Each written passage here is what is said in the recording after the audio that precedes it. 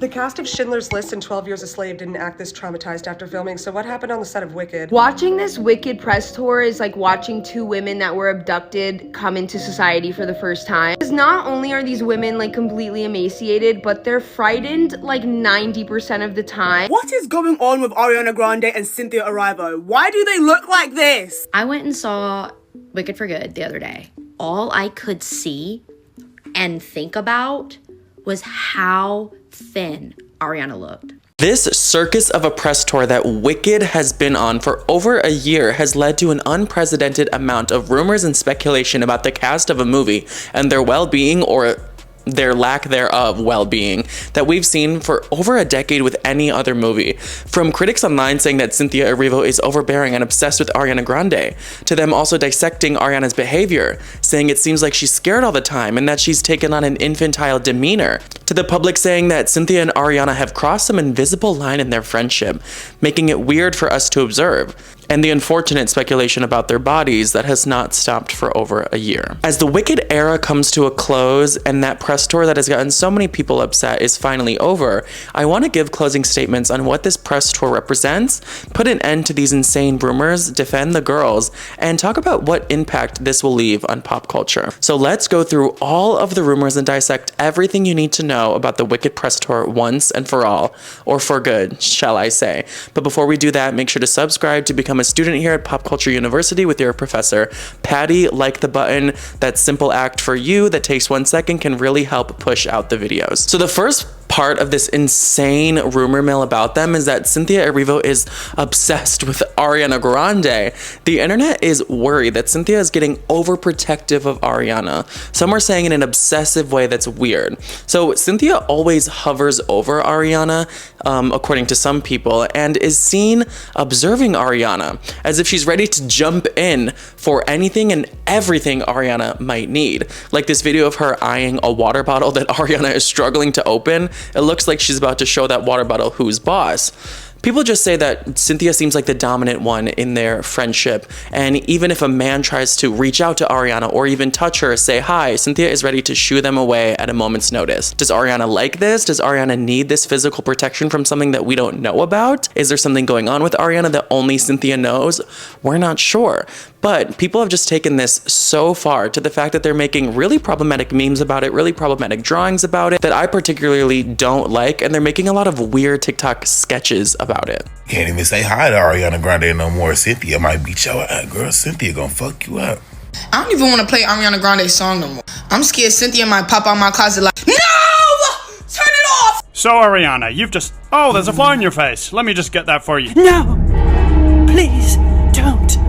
But it's on your eye now. She's watching. There we go. No fly in the eye. Let's go through some examples. So there's the water bottle one I just showed you. There's one where one of the creators of Wicked named Mark is like shaking Ariana's arm as if she's like a rag doll, just like moving it around like it won't annoy her or even like hurt or just feel weird. And Cynthia kind of like is eyeing him, ready to pounce and tell him to stop. And Ariana clearly doesn't like it. Like her arm was limp afterwards, like a dog after someone just like toys with them a bit, and Cynthia goes in to kiss her and hug her. There's another example where Cynthia is like hyperfixating on Ariana's necklace and goes to fix it even though it's a pretty tight choker that can't really move anyway, but Cynthia just wants to maybe touch her, people think. There's another one where Ariana is walking up the stairs slowly and Cynthia like sprints over there to help her in a very dramatic fashion. This really funny video where someone spills a drink on someone else's head, which looks like an attack, which looked crazy. If someone did that to me, I'd be so upset.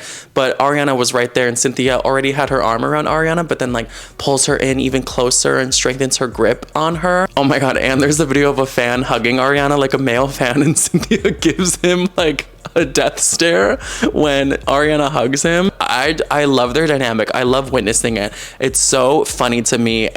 People can write fan fiction about this for years, and this just adds to people's conspiracy theories about their relationships in general, saying that they seem trauma bonded together and codependent. I've heard people say they look like two prisoners of war who were held captive in someone's basement for 13 years and are finally being released to civilization for the first time. What I think is going on here to really put a cap to this is that they have had a pact together since beginning the Wicked filming. I mean, they're basically in a work marriage together. Yes, Cynthia is married in real life to a woman. People are like, what does Cynthia's wife think about this? I think Cynthia's wife just thinks it's work. And Cynthia, I think, knows how much of an intense process they're both going through and just made a pact to support each other. Cynthia saw firsthand what Ariana's been through from the whole world hating on her while they were filming this movie, when they had the disgusting home wrecker rumors that lasted for over a year and tore Ariana down, so much so that she had to make a song about how, I know the whole world hates me, but you know, I'll wait for your love. One day you'll like me again. Cynthia also witnessed and has probably heard about Ariana's PTSD and how she's traumatized from things farther in her past. I don't know if you knew, but people with PTSD may need physical touch as a way to feel grounded in the present moment instead of feeling held down by their PTSD symptoms. People say she has like a dependent personality disorder, like she needs Cynthia by her side. Cynthia even said Ariana needs physical touch when she's worried, and so Cynthia's always there to touch her physically, not in like that way, but just in a friendship way. Cynthia also saw her go through a divorce and was probably a huge person to hold her hand through that divorce. So now she naturally sees Cynthia as a huge supporter in her life and leans on her for things like that. And I just think she's being overly protective because Ariana asked for that, as they're going to work extremely close and be in this work marriage together. Or is something actually wrong with them? Which brings us into the next topic of the press tour that the public thinks is weird. They say Ariana acts like a toddler. People are really confused about Ariana's behavior and just how she carries herself in her overall demeanor sometimes, as if she has like retreated mentally and she's like a shell of who she once was, and people are like, what has she been through? I do admit she kind of just has these big doe eyes and acts super polite all the time, as if she's too anxious or too scared or worried all the times to offend someone or to say the wrong things. You can tell she's extremely careful about what she's saying all the time, and that can come across as infantilizing herself or like making herself come across like a young child. But people just have nonstop theories about her personality and come up with the weirdest personality disorders about her. I've seen people say she has like a fragmented personality where every other year she'll have a new personality, and she has like an identity disturbance where she'll pick up of personalities of people around her.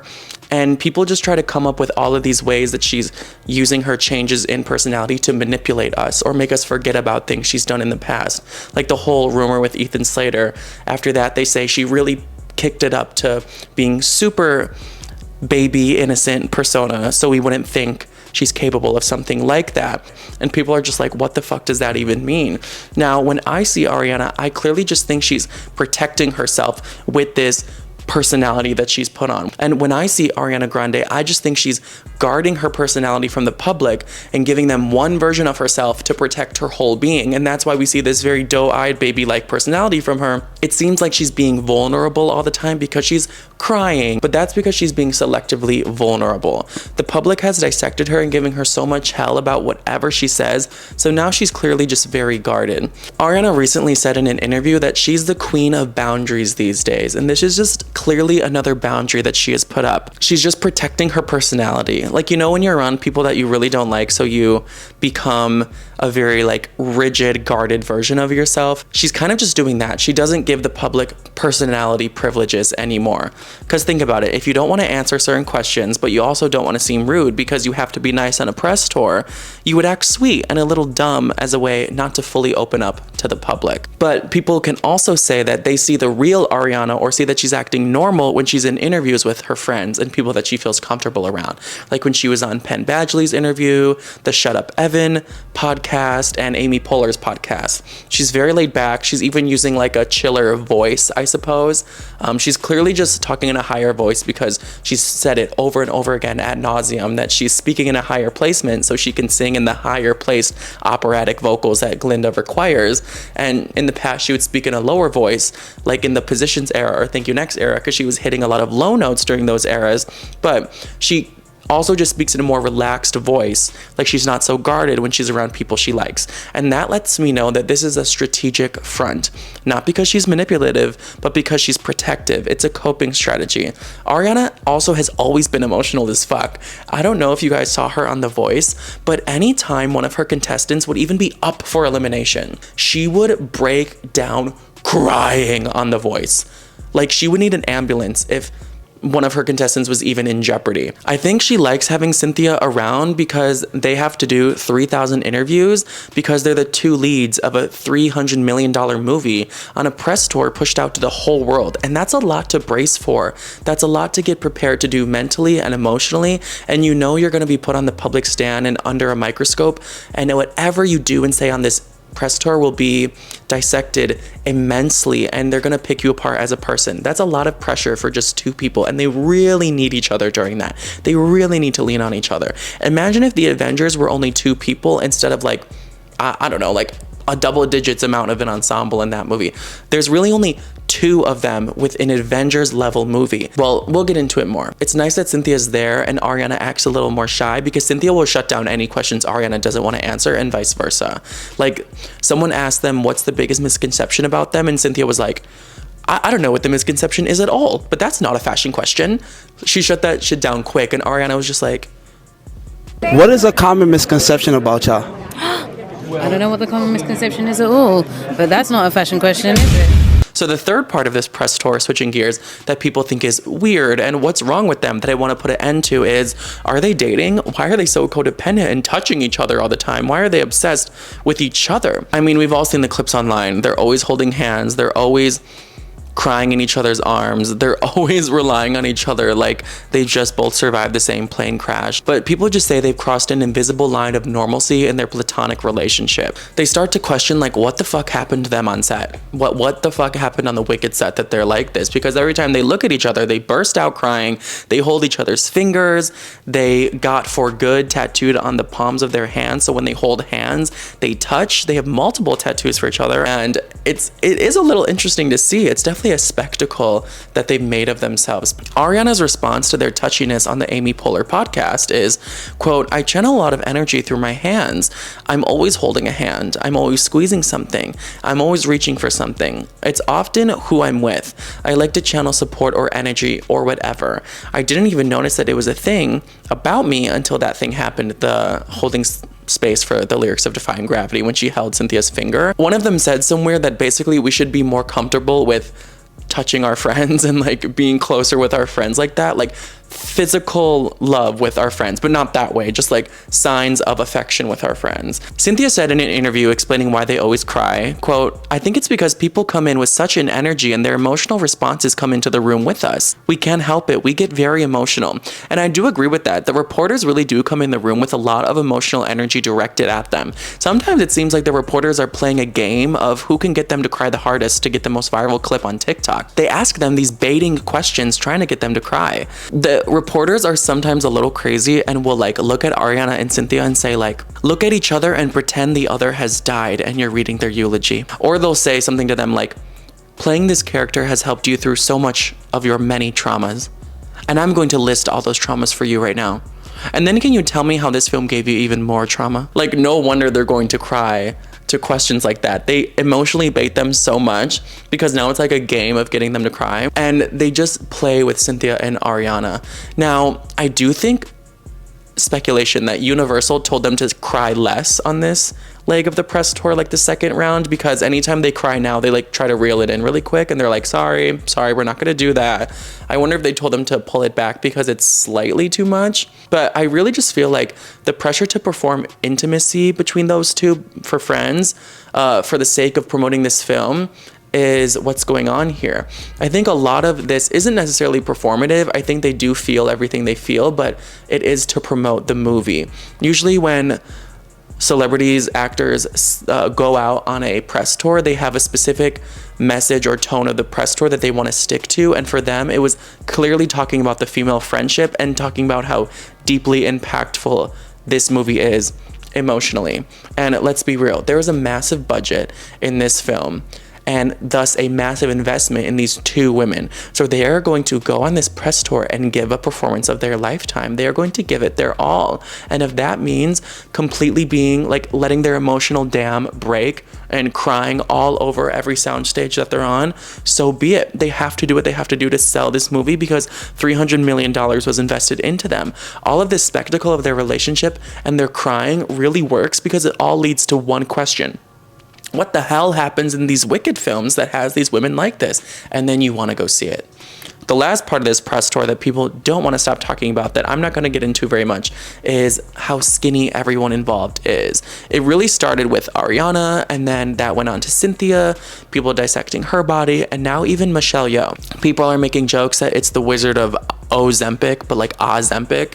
Not very funny, but people just say the most heinous things, like they look emaciated, and they'll show before and after videos of their bodies looking more gaunt before and after filming, questioning, are they overworked on set? Was a certain body standard being pushed upon them on set? Society at large is very hard on women and their bodies, and they may have just felt pressure for the stakes that they were about to have to go up against, with hoping this movie is a massive success, and a way to like exert control or feel like they're in control was to do something to make them look a certain way or make them feel like they were in more control by losing weight. I'm not sure. I don't want to get too into it. I'm not going to talk about it, especially how people say Cynthia's and Ariana's are connected. I'm just confused why nobody on the set of Wicked flags that like 3 of the main actors' bones are sticking out the entire movie. Like, did no one want to say anything? Everyone was just like, yeah, we're doing Wicked, woo! Like, no one noticed that Ariana Grande's literal full sternum is out in all of the shots. But I will just say, when people walk away from the movie and that's all they can talk about, I feel like that's really a waste of the work put into the film. I hear people talking about, oh, I was looking at Ariana's sternum bones the whole movie. And I'm so annoyed I even have to say this, but you've always been able to see her sternum. Even during her healthiest body in 2020, like on the Sweetener World Tour, you could see her sternum. Also, I think Ariana has been on a steady, subtle weight loss since 2020. You know, ever since like the 2020 Grammys to 2021, 2022, 2023, she's been like just getting more skinny like she used to be in like 2014.